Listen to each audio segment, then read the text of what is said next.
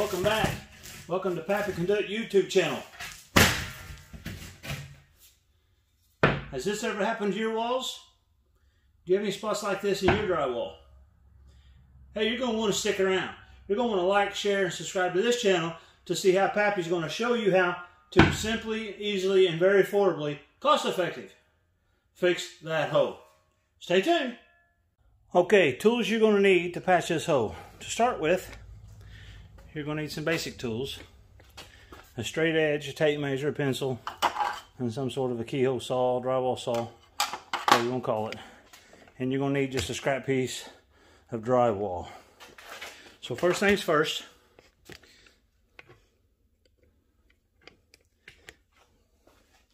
you want to draw a square box around your hole.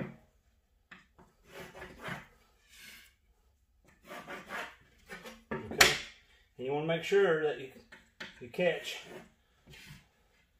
all the damage, but just the damage. You don't want any more than that. You can see here, this here was from the handle, and that's from the hole. So it could be a doorknob hole. It could be whatever. So you have it outlined right there. Next thing you need to do is take a utility knife, and the only reason I go ahead and score this because it makes for a nice smooth edge when you cut it. You want that just to be as smooth as you can be, but it's not a big deal. It's not a deal breaker one way or the other. Okay, so that's cut. So now you take your keyhole saw, you go and cut this out.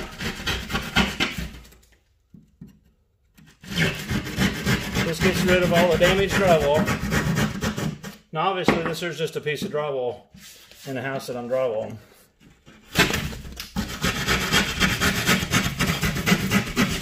But it's the same difference if it was in your bedroom or bathroom. Hey, kids and grandkids are real, I know. Hose gets put in walls. Hose gets put into walls. Okay, so there's your hole now. The busted part's gone, that's there. So the next step to do is to measure this hole. So it's showing 3 5/8. I'm gonna go 3 1/2 inches. 3 1/2. And then it's showing about 2 3/8. So I'm gonna go 2 1/4. Okay, so what we do now on this piece of drywall is, this is also called hot patch. Okay, so you want this piece to be a little wider than this. So it's 2 1/2 inches. You want an inch on each side. So that would make it 4 1/2 inches. Okay, and it's 3 1/2 wide, inch and an inch. It's gonna make a 5 1/2. All right, so I have 5 1/2 by 4 1/4 or 4 1/2. That's the piece I want to use. Okay, so I'm gonna cut it out. Does not have to be perfect. Does not have to be beautiful. Does not have to be exact. Cut it out.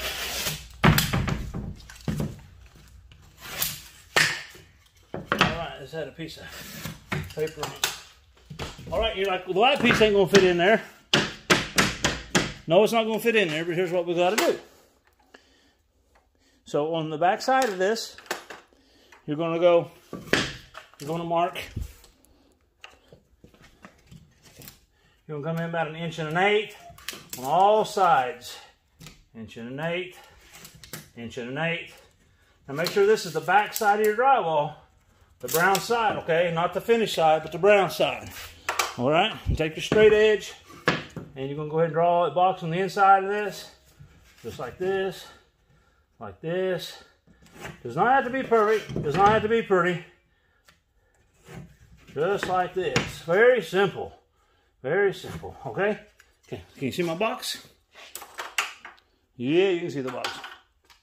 All right, take your utility knife, and we'll cut these lines, and go all the way through. Go all the way through. All the way through.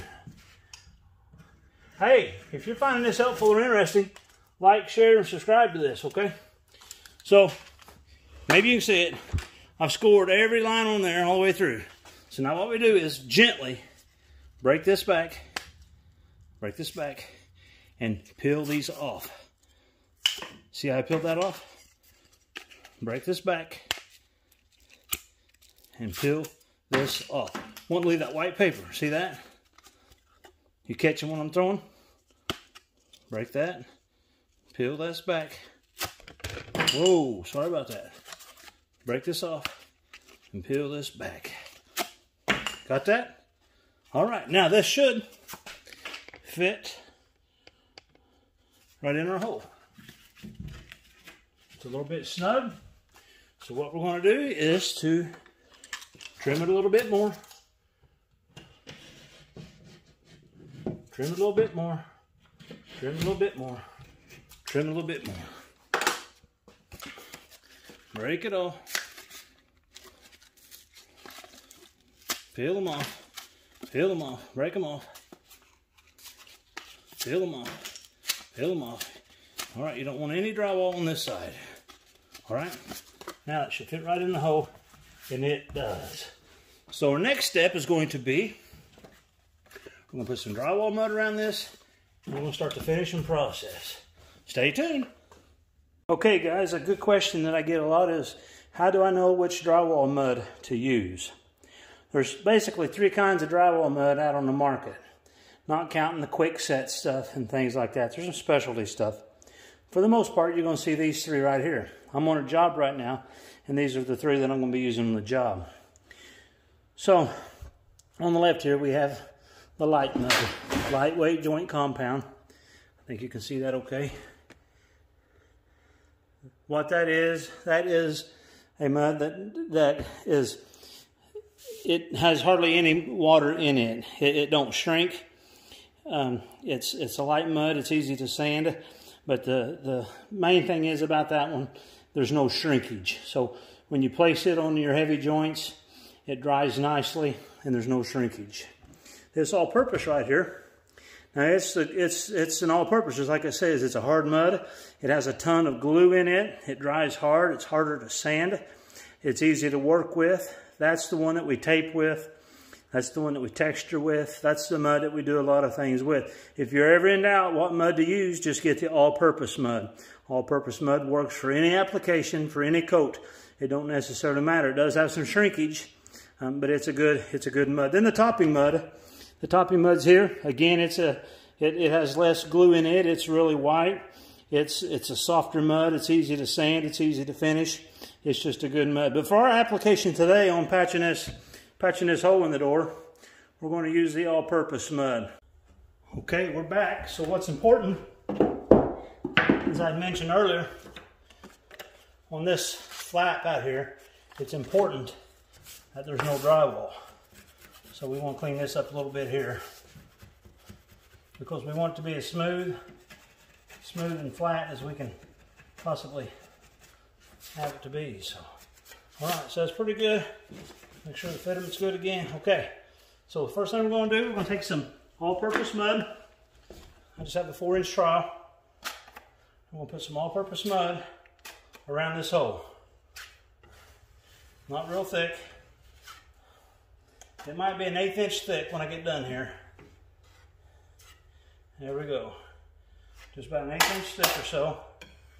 And you want to completely cover where the hot patch is going to go. All right, something like that. So now we're going to take our hot patch, we'll stick it in the hole. Put some insulation on it. All right, now don't push in on the center. You want to push in on the paper here. So what I take my pan and I hold this side, just like that right there. So just go around the edges. You want to get all the mud up behind it. That comes up. All right, that's all you do, just like that. Now, ideal situation, you're going to let this dry. Okay? But for the purpose of the demonstration, we're going to go ahead and run the next coat. There's basically your tape coat. The hole's patched right there, but you can see in the picture that it's nowhere near ready to paint yet. So I'm going to give it what's called a bed coat. So the bed coat, I use just a little bigger knife. It's okay here if you use the light mud, if you have light mud, or you can put a little water in the mud or whatever. But all I'm going to do is just run a coat of mud right around this here. Just like so. Feather the outside edges. Just like so.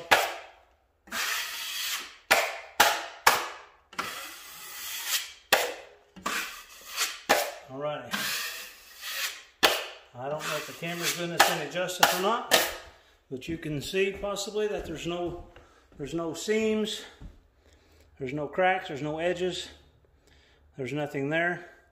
So once this completely dries here, I will put one more coat of mud on it, and then just a light sand, and your hole in the wall is ready to paint. All right, the first coat, what we call the bed coat, is dried. As you can see, it's perfectly dry.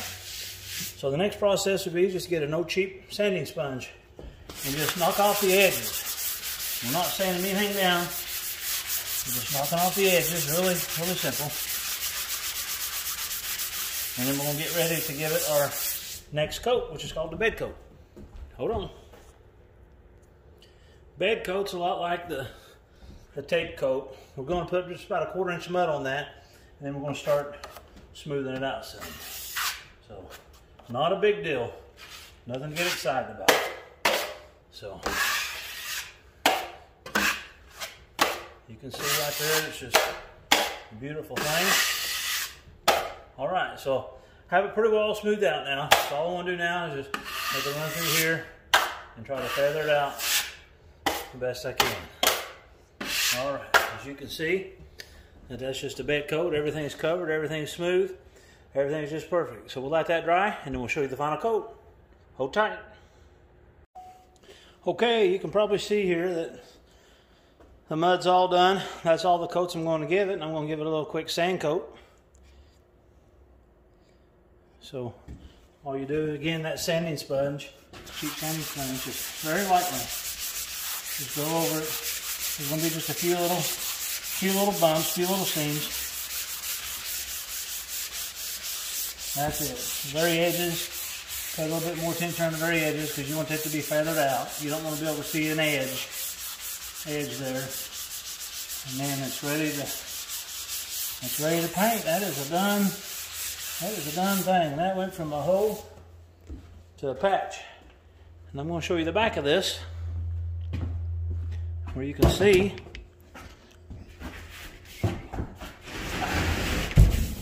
there is our hole. You can see you can see the cutout. That's the piece that we put in there. You can see the mud. Now if the guy wanted to put more mud in the initial coat to fill that completely up, he could.